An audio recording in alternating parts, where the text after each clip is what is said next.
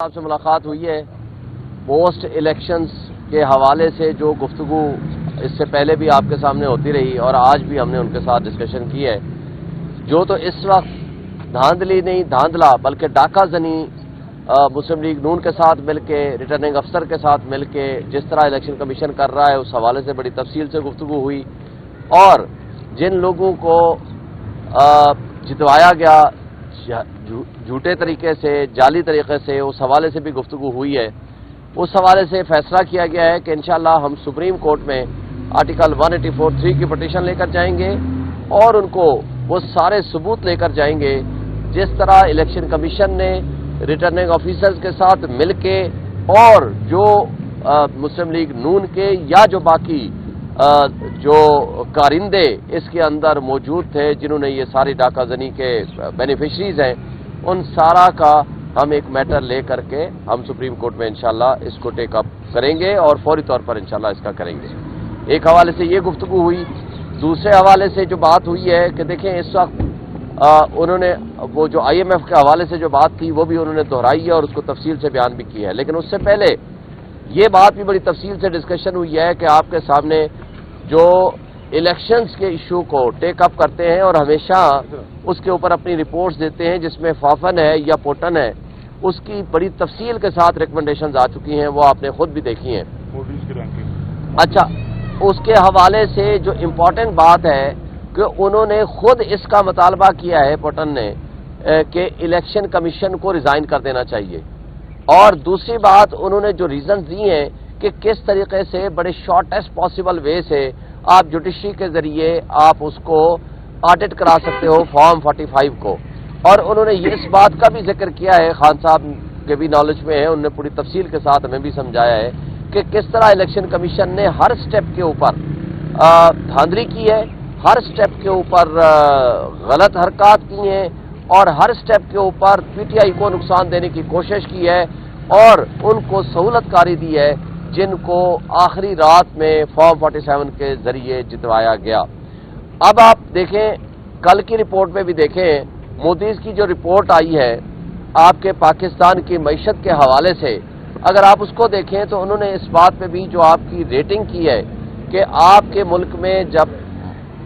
سیاسی عدم استحکام ہوگا پولیٹیکل انسٹیبلٹی ہوگی تو پھر آپ کی معاشی استحکام نہیں آ سکتا. اس حوالے سے جو انہوں نے بڑی ڈیٹیل ڈسکس کی ہے وہ بھی ڈسکشن میں آیا ہے. اور ایک بات جو خان صاحب کے ساتھ آج دوبارہ وہ ڈسکشن میں آیا ہے دیکھیں خان صاحب نے جو کہا ہے کہ IMF کے ساتھ جو خط والی بات تھی ان کو کہا گیا ہے کہ ہم نے کنڈیشنل سپورٹ کیا تھا IMF کو کیونکہ کنڈیشنل سپورٹ کا مطلب یہ ہے کہ ان کو کہا تھا کہ free fair and transparent elections کی کنڈیشن کے ساتھ ہم نے کہا تھا کہ ہم آپ کے اس پروگرام کو مشروط طور پر آپ کو سپورٹ کریں گے جو کہ جب تک سیاسی عدم استحکام ختم نہیں ہوگا یہاں معاشی استحکام نہیں آ سکتا. جس طرح یہ IMF کے ساتھ معاہدہ اگر ایسا کرتے ہیں جس کے ذریعے یہ قیمتیں بڑھاتے ہیں جس کے ذریعے یہ بجلی کا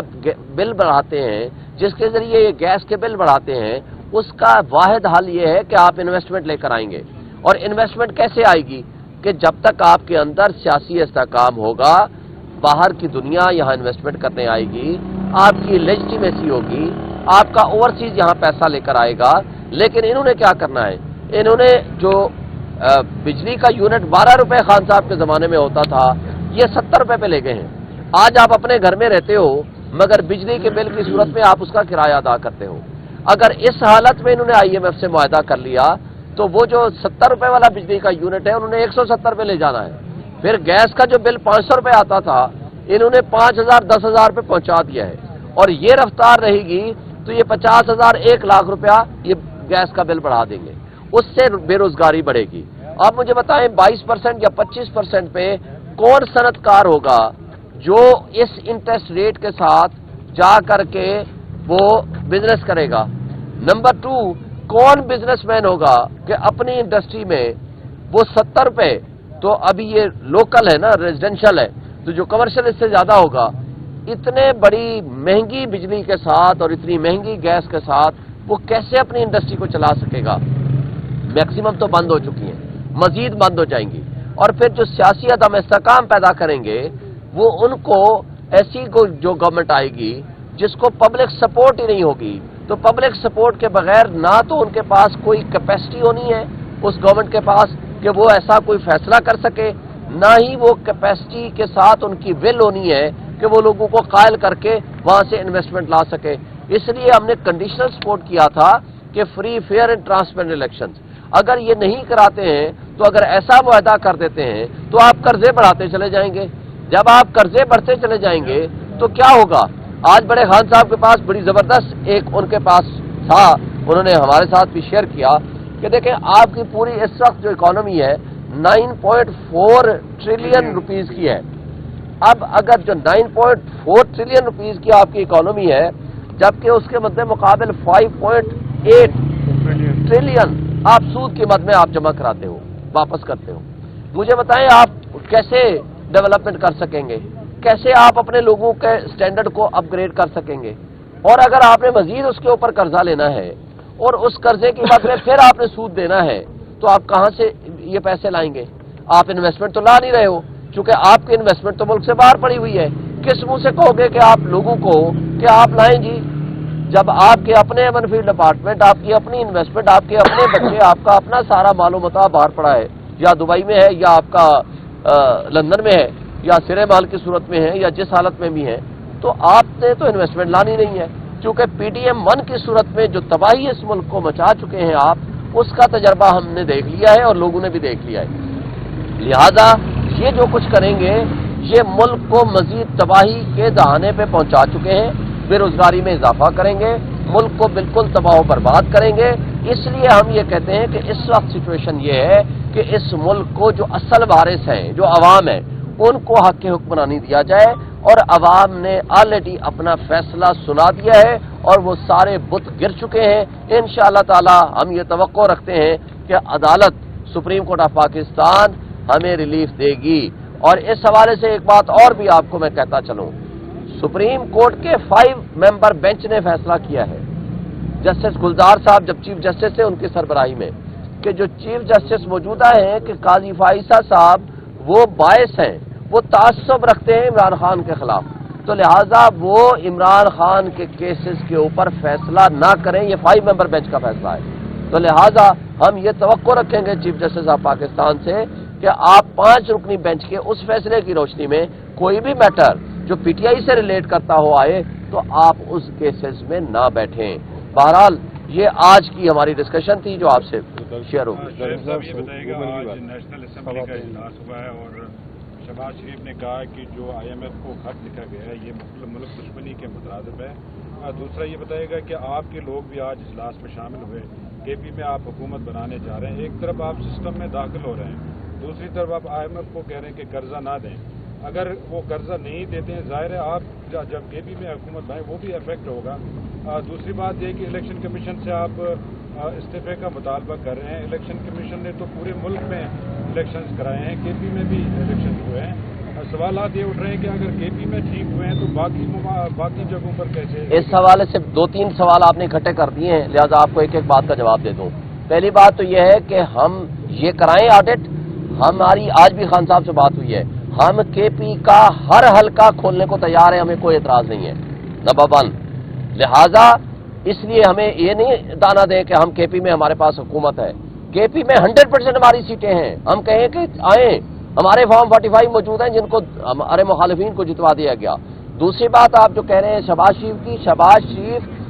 لوگوں کے 25 کروڑ عوام کا دشمن ہے۔ شہباز شریف نے اس ملک میں جو مہنگائی دی ہے پی ڈی ایم 1 کی صورت میں وہ سب آپ کے سامنے ہیں۔ شہباز شریف ایک کٹ پتلی ہے، مریم نواز ایک کٹ پتلی ہے، انہوں نے ڈاکہ زنی کے ذریعے یہاں اقتدار حاصل کیا ہے، اس لیے ہم یہ کہتے ہیں کہ ان کو کوئی حق حکمرانی نہیں ہے۔ تیسری بات جو آپ قرضے کی بات کر رہے ہو، مجھے یہ بتا دیں کہ ہم نے تو یہ ان کو کہا ہے کہ آپ کوئی ایسا قرضہ جو آپ نے لینا ہے اور اس حالت میں واپس کرنا ہے کہ لوگوں کی آپ نے چمڑی چھین لینی ہے، یہ کون سا قرضہ ہوا؟ آپ ملک کو چلائیں، ملک میں $18 بلین مفت مراحت لیتے ہیں، آپ کا اوپر کا بدماشیہ، آپ اس میں کتنی کمی کریں گے؟ آپ نے پیسہ لینا ہے، کھا جانا ہے، اوپر کی مراحت میں دے دینا ہے،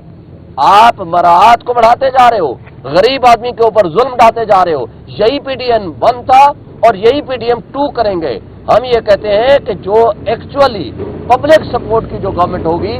وہ ریفارمز کرے گی. یہ کنڈیشن تھی ان کے ساتھ کہ ریفارمز کریں گے. تو کیا ان میں کیپیسٹی ہے ریفارمز کرنے کی؟ یہ تو کر ہی نہیں سکتے ہیں. اس لیے خان صاحب نے کہا ہے کہ ہم نے ریفارمز تب کریں گے جو پبلک سپورٹ والی گورنمنٹ ہوگی, اور انشاءاللہ ہم آئیں گے تو ریفارمز بھی کریں گے, انویسٹمنٹ بھی لائیں گے. ہم 25 کروڑ عوام کے اوپر یہ ظلم برداشت نہیں کر سکتے جو انہوں نے پہلے کیا ہے, اب یہ مزید کرنے جا رہے ہیں. Thank you. کس کی ریزرو سیٹ کے حوالے سے بات کریں گے. اور ایک بات اور, جو ریزرو سیٹس کے حوالے سے بھی بات ہوئی ہے, ریزرو سیٹس کے حوالے سے یہ ہمارا حق ہے, یہ لوگوں کو ملنا چاہیے. الیکشن کمیشن بہت زیادتی کر رہا ہے اور ہم یہ حق مانگتے ہیں اپنا کہ یہ فوری طور پر یہ ملنا چاہیے. اور ہاں, چودھری اشتیاق احمد صاحب ہمارے سابق صدر Lahore high court bar association, یہ ہمارے پارٹی کا اثاثہ ہے. خان صاحب نے خصوصی طور پر یہ ان کو انسٹرکشنز دی ہے کہ آپ پارٹی کے اندر بہت ایکٹیو رول ادا کریں, اور انشاءاللہ تعالی ہم عنقریب ان کو ایک اچھی ورکنگ اور ان کا اچھا ایک رول دیکھیں گے پارٹی کے اندر, تاکہ پارٹی کو جس تنظیم کی ضرورت ہے, ٹرو لیڈرشپ کی ضرورت ہے, انشاءاللہ یہ اپنا رول ادا کریں گے. بہت شکریہ.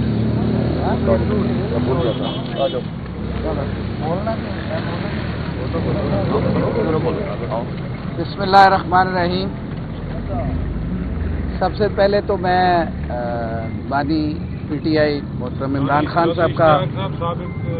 صدر لاہور ہائی کورٹ ممبر پاکستان, آج خان صاحب کے ساتھ ملاقات ہوئی جس کے اندر خان صاحب نے پورے سال میں جو لاہور ہائی کورٹ بار ایسوسی ایشن نے رول آف لاء کے لیے, سپریمیسی آف کانسٹیٹیوشن کے لیے اور اس ملک میں دھاندلی زدہ الیکشن کے اوپر آواز اٹھانے کے لیے, اور جو وہاں پہ 250-300 پٹیشنز جو ہیں وہ ہم نے فائل کی اور جس میں ہم لوگ کامیاب رہے,